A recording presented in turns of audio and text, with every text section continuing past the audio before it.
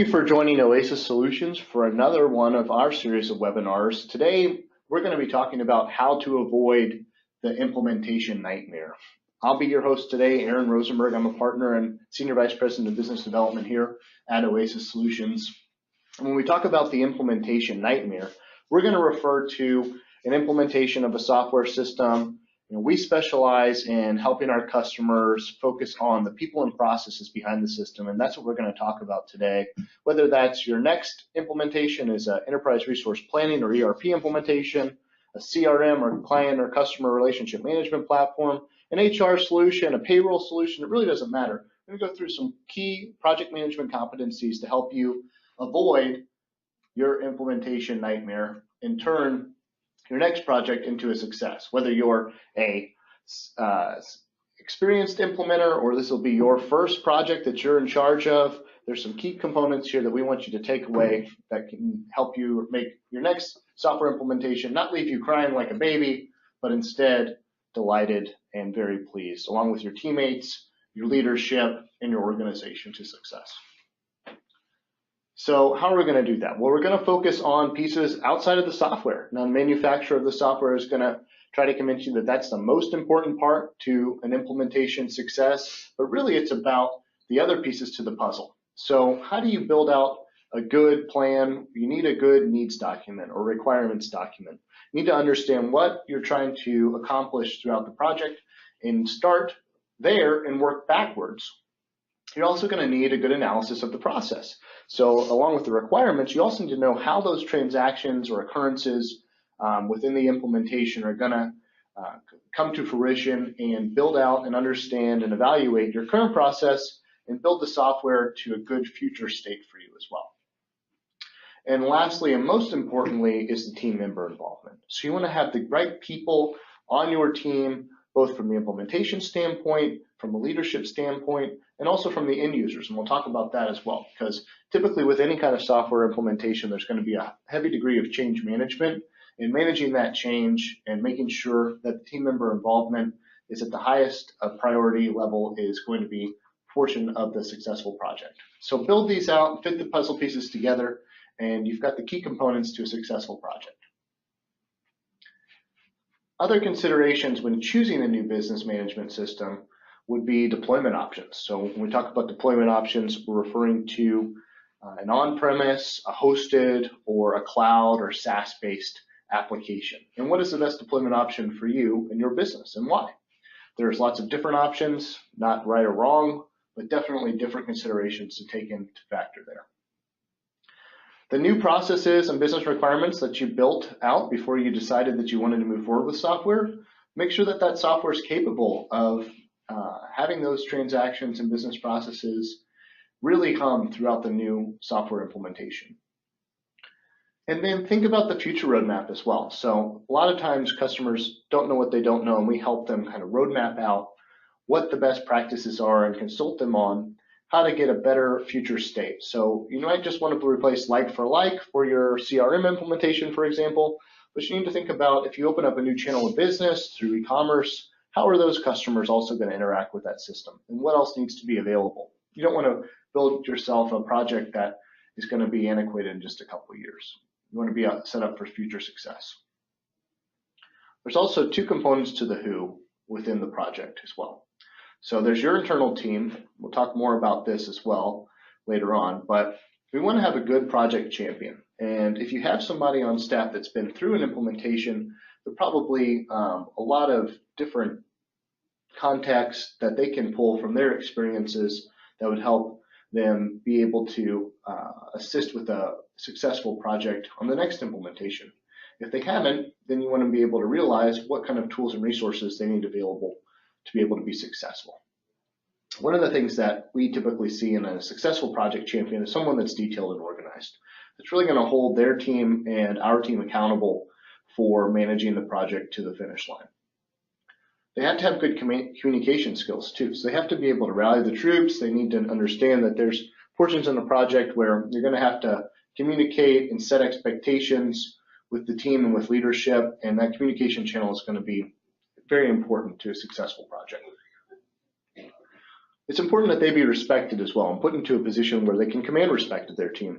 Otherwise, they can have the best intentions, you can have the best software platform, but if they're not respected and people aren't going to carry forward with the changes that you're putting in place with your project, then it's probably going to be difficult to continue with that change management portion. And then they need to have a strong executive sponsorship as well. You can't have naysayers up the chain of command that aren't totally bought into giving the project champion and the team all the tools and resources that they need to be successful. Then there's an implementation partner, which is where a partner like Oasis would come into play. Some things you might want to ask and evaluate from your implementation partner are how many implementations has the project manager done? And what about the company? Have they had a lot of experience there too? What do they bring to the table besides software knowledge? What we try to bring to the table that we think is even more valuable than knowledge of how the application works is a strong expertise in business process and some best practices on business process implementation. What kind of tools do they use? So what type of project management tools will the team use in order to make sure that that deliverable is achievable and that there's a lot of consistency, and also going back to communication, good communication with where the project is it on time, is it on budget, where are some potential roadblocks, etc. Does the implementations team understand your business process? So this is also a question you might want to ask of how many businesses like us have you helped implement this product for? Whether you're a manufacturer, distributor, nonprofit, services, and there's a lot of variety too. So one manufacturer to the next might be very different, but it's very good to get that context out and really drill into the specifics of their experience. And then finally, what constitutes a successful project? So having a similar goal and achievement strategy that really resonates for both teams. So once you've got your team and your implementation partner on board, the next thing about the who is going to be working with change management. So want to continuously articulate a convincing need for change. This should be done through communication with the executive sponsor of the project as well. So we want to make sure that there's a true business case and ROI set out for that change. We need to have a confident team and process. So make sure that once you've articulated a convincing need for change, you can continue to articulate and demonstrate confidence in your team and in the process of the project. You should also build out with your implementation partner a roadmap to guide positive behavior and decision making. So really to have those pieces of the project in place so that you know where you're going, you know what's next, you know what's 5 steps ahead at any given time. Because a lot of people want change, they want their software system to be a magic wand that they can wave over their daily work and be more productive or lessen their workload. But a lot less people want to change, right? They're all in for the benefits of it, but they don't want to put in necessarily the work to get there. And then even fewer people want to lead the change. They want to be accountable for holding people accountable to change.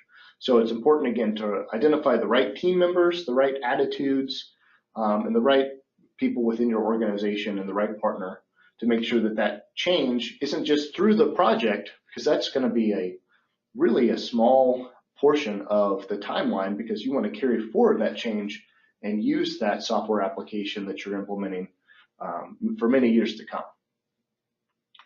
So if you're a top leader in the organization, you're watching this webinar, you got to understand there will be resistance to change. If this is your first project, and probably isn't, but if it is, how you react is really critical to that. You want to include your end users in the requirement gathering. So you don't want to make all the decisions downstream and then not have the end users feel like they had any say into what their daily operations are like and how they could be improved throughout the software change.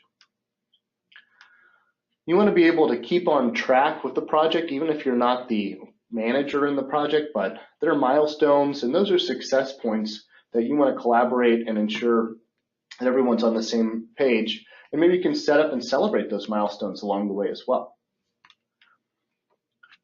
If you have done a good job of including end users into the project, then you want to be able to encourage the big picture and encourage their investment to change. You want to make sure that there are status meetings being held, that you have a kind of a helicopter view of what's going on in the project, and that information and that communication is being coordinated effectively, and that you're able to weigh in where possible and optimize and assess how the project is going. And then finally, it's your opportunity as a leader to make sure that you're emphasizing the positives that change will bring. And then lastly, you need to hold people accountable too. So that's one of the hardest things to do, because if you don't have buy-in from top leadership, you can have the best project manager, again, the best software application, but once the software is implemented, you don't want people to revert back to doing things off system in Excel, on paper, or not following the processes that you work so hard to enable and put in place. Next, we're going to talk about the project scope a little bit. So we say we got to honor thy scope. And by that, we mean that we're going to represent a scope of work that's based on what you know today and what you expect in the future. So again, trying to present a imagery of improvement for a future state with the new software. However, unfortunately, sometimes there's a miscommunication on where leadership is envisioning they're going to end up with a beautiful unicorn, but they actually end up with a donkey.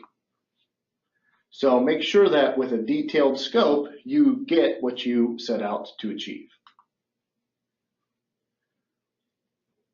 Sometimes a project nightmare has too many cooks in the kitchen, or just a miscommunication can lead to a couple of variations of how the project is supposed to end up. It's important, again, to define with your team and also with your partner what that end goal is, and then work backwards from there in order to set up a successful project. Otherwise, you could end up on many variations of how the project is supposed to finish, with no one really in sync on what the goal truly is. So to reiterate, when we're looking at a scope, you kind of think of that as your roadmap or your treasure map to a successful project. We want to define the specific project goals, understand the costs, the timelines, the tasks associated, some of the details there, as well as the features and functions of how you're going to get that software to perform for your organization. And the deliverables should get you to a really successful ROI on your project. So just to recap, we believe, again, that we're going to focus on the critical pieces to the project being the people and the process, and then you're set up for whatever software you determine is best for your organization to be successful. If you are looking for new software, of course, you want a good partner to help you evaluate that as well.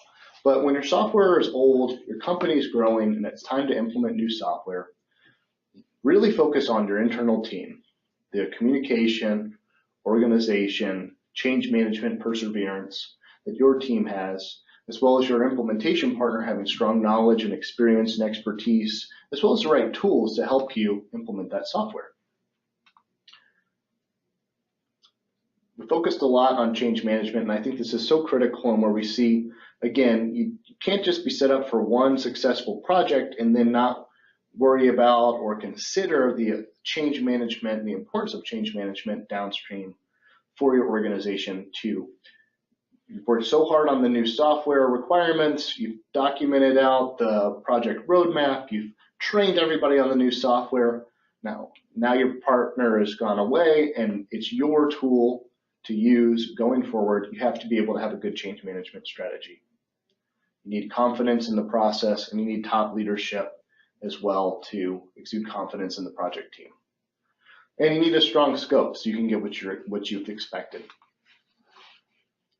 Thank you again for taking the time out of your busy afternoon or day to join us for the webinar. And if you have any questions about our implementation approach, our proven process, Oasis Solutions has been helping fast growth, mid-market companies utilize software to their advantages for 26 plus years. We'd be happy to help you. So contact me at any time. There's my email and my phone number, and I hope to hear from you soon. Thanks again. Have a great rest of your day.